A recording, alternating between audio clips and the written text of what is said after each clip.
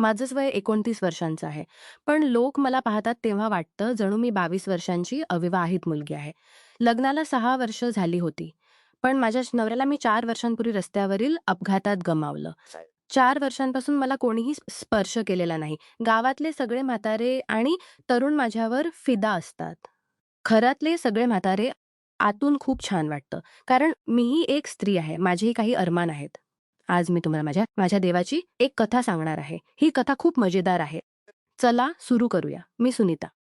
घरात फक्त मी, माझी सासू-सासरे आणि माझा देवर राहुल. राहुल माझ्यापेक्षा 5 वर्षांनी लहान आहे. म्हणजे 24 वर्षांचा. शिकून गावात परत आला. आता शेती-बागायत सांभाळतो आणि थोडीफार ठेकेदारीही करतो. माझ्या रूपाबद्दल थोडं सांगते. लोक म्हणतात, विधवा असूनही मी अजूनही खूप सुंदर दिसते. रंग गोरा, पण गहूवर्ण किंवा दुधाळ नाही. उन्हाळ्यात थोडासा निखरून येतो. डोळे मोठे, काजळ लावायची सवय आहे. केस लांब काळे, कमर पातळ आणि वर खाली दोन्हीकडे थोडी भर आहे जी साडीत चांगली दिसते. घरात मी साडीच घालते. कधी पटियाला, कधी सलवार, पण जास्त करून साडीच. कारण सासू म्हणते, सून विधवा असूनही घराची इज्जत राख. आता राहुलबद्दल. सुरुवातीला तो साधा मुलगा वाटायचा. माझ्यासमोर डोळे खाली करून बोलत असे, जी भाभी हो भाभी. पण हळूहळू काही बदल होऊ लागला. तो काही चुकीचं करत नव्हता. पण त्याच्या नजरा माझ्या चेहऱ्यावर जास्त वेळ थांबत नसत, खाली सरकत. कधी माझ्या कमरेकडे, कधी नितंबाकडे, कधी ब्लाऊजकडे. आणि जेव्हा मी त्याला बघत असे, तो झटपट नजर बाजूला करत असे. चेहरा लाल होई. मला समजलं होतं की त्याच्या मनात काही चाललंय आणि खरं सांगू तर माझ्या मनातही थोडी हालचाल सुरू झाली होती. 5 वर्ष झाली होती एखाद्या पुरुषाच्या स्पर्शापासून. मीही विचार करत असे, अरे एकटेपणा, रात्री एकटी झोपताना कधी-कधी शरीर तडफडायचं. पण मी स्वतःला थांबवत असे कारण हे घर आहे, हा संबंध आहे, हा समाज आहे. एक संध्याकाळची गोष्ट. मी बागेत फुलांना पाणी घालत होते. साडीचा पदर खांद्यावरून सरकला होता. कारण वारा वाहत होता. राहुल शेतातून परतला होता. मातीने माखलेला, घामाघूम. तो थेट माझ्याकडे आला आणि म्हणाला, "भाभी आज खूप उकाडा होता. पाणी प्यायला मन करतंय." मी वळून त्याला बघितलं. त्याचे डोळे माझ्या चेहऱ्यावर होते, पण नंतर हळूहळू खाली गेले. जिथे पदर थोडा अधिक सरकला होता. मी जाणून-बुजून पदर लगेच नीट केला होता. फक्त हलक्या हसून म्हटलं, "आत फ्रीजमध्ये ठेवलंय, घेऊन जा." तो आत गेला पण परतताना पुन्हा थांबला. माझ्या अगदी पाठीमागे उभा राहिला. मी फुलांना पाणी घालत होते. थोडी वाकलेली माझी कमर उघडी होती. तो इतका जवळ होता की त्याचा श्वास माझ्या पाठीवर जाणवत होता. "भाभी, तुमचा पदर," त्याने हळूच म्हटलं. मी मागे वळून बघितलं. "अरे हो, धन्यवाद." आणि मी हळूहळू पदर नीट केला. जाणून-बुजून थोडा मंदगतीने. त्याचे डोळे माझ्या हातांना फॉलो करत होते. त्या संध्याकाळनंतर त्याची हिंमत थोडी वाढली. तो माझ्याकडे जास्त येऊ लागला. कधी म्हणेल, "भाभी, आज भाजी खूप चविष्ट झाली आहे." जणू काही खूप प्रेमाने बनवली असावी. मी हसून म्हणते, "छान, तर रोज प्रेमाने बनवीन." तो लाजून शांत होई. एक दिवस दुपारी मी शेतात भाज्या तोडत होते. उकाडा खूप होता. मी साडीचा पदर कमरेत खुपसून घेतला होता, काम सोपं व्हावं म्हणून. ब्लाऊजच्या खालचा भाग थोडा वर चढला होता. घामामुळे पोट चमकत होतं. राहुल जवळून ओरडला, "भाभी, इथे काय करत आहात?" मी वाकून बघितलं. "भाज्या तोडतेय." तो म्हणाला, "मीही येऊ का मदत करू?" मी हसून म्हटलं, "ये." तो आला. आम्ही दोघं मिळून माझ्या हातांना टेकले. अनेकदा त्याचा हात माझ्या कमरेला लागला. मी शांत राहिले. एक जड टोकरी होती. खूप जड. आम्ही दोघं मिळून उचलण्याचा प्रयत्न केला. मी पुढे, तो मागे. उचलताना त्याचं पूर्ण शरीर माझ्या पाठीमागे चिकटलं. मी जाणवलं. त्याची कडकपणा माझ्या कमरेखालच्या जागेवर एक क्षणभर. दोघं थांबलो. मी हळूच म्हटलं, "राहुल, सावध." तो घाबरला. "सॉरी भाभी, टोकरी जड होती." मी काही म्हटलं नाही. पण त्या दिवसानंतर तो स्पर्श माझ्या आणि कामात गुंतले. पण त्या दिवसानंतर तो स्पर्श माझ्या मनात वारंवार येऊ लागला. तो माझ्यासोबत स्वयंपाकघरात उभा राहून बोलू लागला. कधी माझी रेसिपी विचारत, कधी मदत करत, कधी माझ्या केसांत अडकलेला धागा काढून देत. एक संध्याकाळ मी त्याला म्हटलं, "राहुल, तू लग्न कधी करणार आहेस? इतका मोठा झालास." तो माझ्याकडे बघून म्हणाला, "भाभी, अजून कुणात मन लागत नाही." मी विचारलं, "का? कोणी आवडली नाही?" तो माझ्या डोळ्यात बघून म्हणाला, "आवड तर खूप आधी झाली होती, पण ती दुसऱ्याची झाली होती." माझं हृदय जोरात धडकलं. मला समजलं तो कोणाची गोष्ट करतोय. पण मी काही म्हटलं नाही. फक्त हसले आणि स्वयंपाकघरात गेले.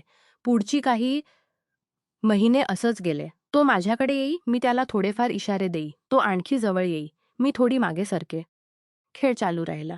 पण एक दिवस गोष्ट थोडी पुढे गेली. सासू-सासरे एखाद्या नातेवाईकांकडे 2 दिवसांसाठी गेले होते. घरात फक्त मी आणि राहुल. रात्री सुमारे 9 वाजता मी जेवण बनवलं होतं. बटाट्याचे पराठे, डाळ आणि भात. आम्ही दोघं छोटीशी चारपाईवर बसून जेवत होतो. कमी जागा होती.